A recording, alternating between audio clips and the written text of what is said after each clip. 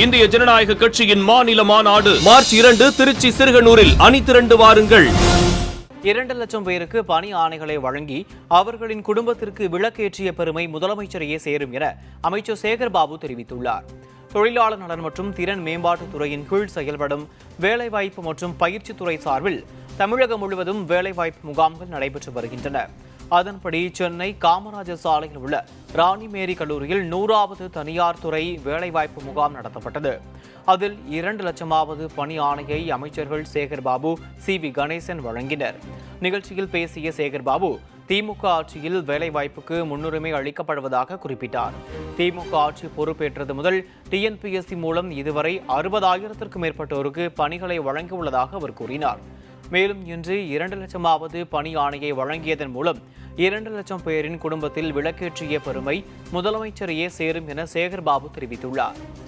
வேலைவாய்ப்பிற்குத்தான் முன்னுரிமை அளிக்கின்ற ஒரு ஆட்சியாக மாண்புமிகு தமிழக முதல்வர் ஆட்சி திகழ்வதால் தான் தமிழ்நாடு தேர்வாணையத்தின் சார்பில் இந்த ஆட்சி பொறுப்பேற்ற பிறகு 60,000த்திற்கும் மேற்பட்டவர்களுக்கு பணி நியமன ஆணைகளை வழங்கிய ஆட்சி மாண்புமிகு தமிழக முதல்வர் தளபதி அவர்களுடைய ஆட்சி என்பதை இந்த நேரத்தில் நான் பதிவு செய்ய கடமைப்பட்டிருக்கின்றேன்.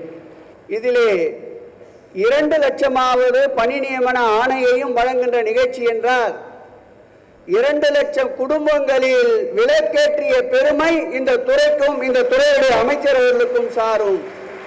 இளைஞர்களுக்காக வேலை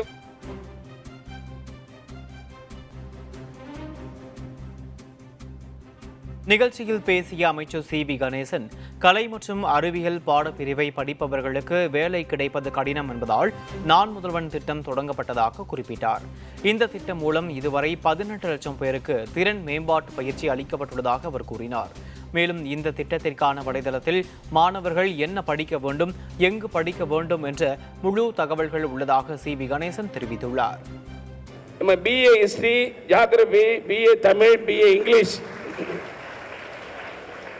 அதே போல BSc botany, zoology, maths, physics, chemistry, statistics இது படிக்கிறவங்க உடனே வேலைக்கு போக முடியுமான்னா நேரடியாக போக முடியாது. அதுக்கு B.Ed படிக்கணும், M.Ed படிக்கணும், PhD படிக்கணும், MPhil படிக்கணும். ஆனால் BEO, பாலிடெக்னிக், IT படிக்கிறவங்க அப்படி நேராக போயிடுவாங்க. ஆகவே தான் நம்முடைய மாண்பு முதலமைச்சர் அவர்கள் திறன் மேம்பாடு என்கின்ற ஒரு ஸ்கில் பயிற்சியை நான் முதல்வன் திட்டத்தின் மூலமாக கொண்டு வந்திருக்காரு. இப்போ தமிழ்நாட்டில் இதுவரையிலும் 18 லட்சம் இளைஞர்களுக்கு அரசு கல்லூரியிலே படிக்கின்ற மாணவர்களுக்கு, தனியார் கல்லூரியில் படிக்கின்ற மாணவர்களுக்கு இந்த பயிற்சி கொடுக்கப்பட்டிருக்கிறது. 18 லட்சம் பேருக்கு.